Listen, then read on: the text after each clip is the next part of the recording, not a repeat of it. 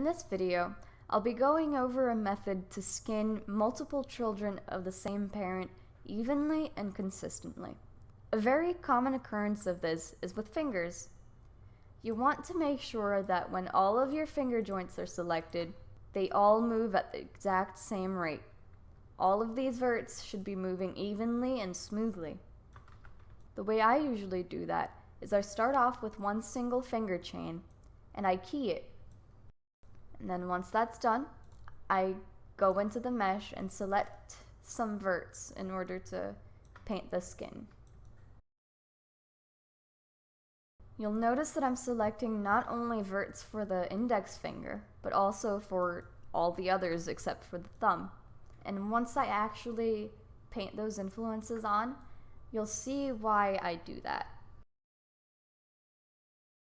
As usual, I will lock all of my influences except for the wrist and the first index joint, and I will take from the wrist and flood to that joint, taking from the parent and giving to the child. And once you scrub through the animation slider, you can see that all of the fingers are moving. And even though you don't want all of your fingers to move with the index joint, you can see that the skinning is consistent throughout all of these verts. Now if you go back into vert mode, you can grow your selection and you'll want to smooth that skinning out next. And in order for this method to work, you need to make sure that your selection is correct. If not, you can mess up the consistency between all of these verts and their influences.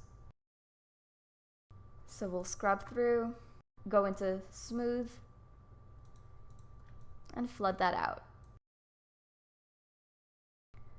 Once you're comfortable with how that looks, you can go back into your first joint, delete those keys, and key the next knuckle. Once more, you'll want to make a selection, which will again include all of the fingers, not only the index. And once your selection is done, you can go into Paint Skin Weights tool.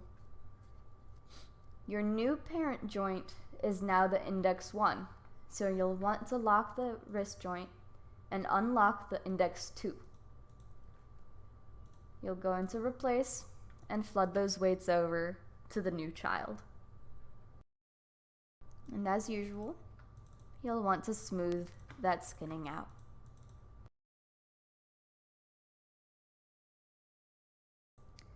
Repeat once more with the last joint on this chain.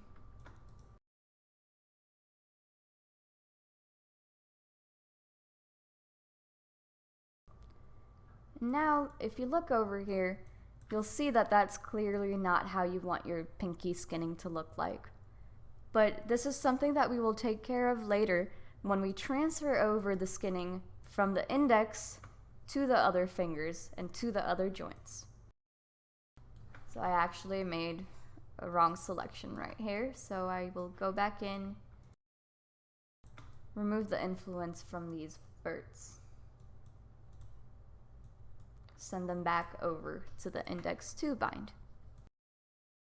And then once more, I will smooth these weights out.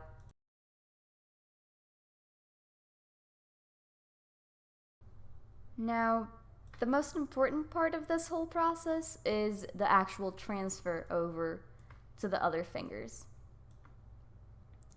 So let's say we key all of these joints into a fist.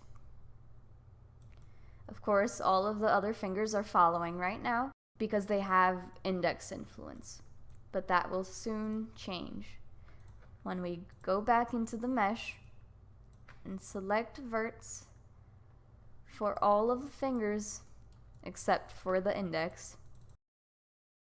And this selection will do. We'll go back into the Paint Skin Weights tool. And if I go through the animation slider and then unlock the index 1, lock the index 2 and index 3, and unlock middle 1, Once you've done that, you can go into replace and flood that influence over. And you'll see that now part of the fingers are following the index one, but the rest is not. The very top of these fingers is now staying still because it is now influenced by the middle joint. We'll repeat the exact same process with the index 2 and middle 2, and then with the index 3 and middle 3. And there you have it. Now your index finger is correctly bound. What you have to do next is repeat the exact same process with the ring finger and the pinky finger. Except this time, your influences are on the middle finger.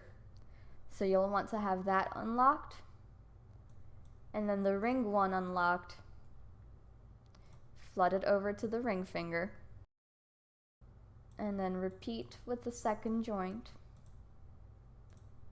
and finally also with the third joint. Now, your middle finger should be working right, and your pinky will be following your ring. Lastly, if we repeat this process with the pinky finger,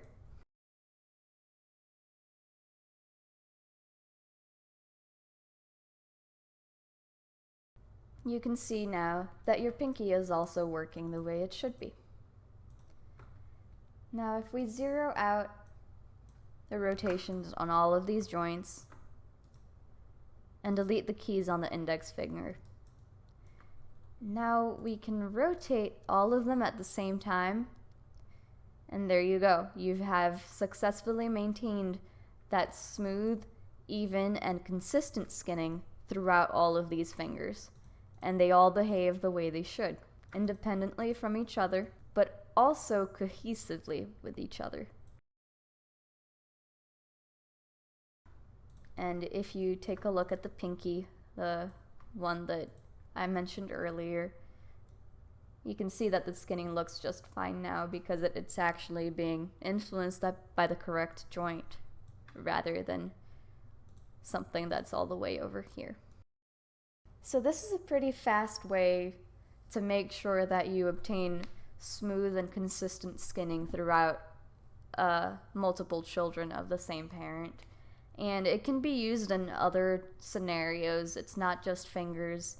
Any type of case where you have one single parent and a number of children to that parent, if you use this technique, you'll be able to obtain a much smoother result with all of your children, rather than having them behave completely differently from each other.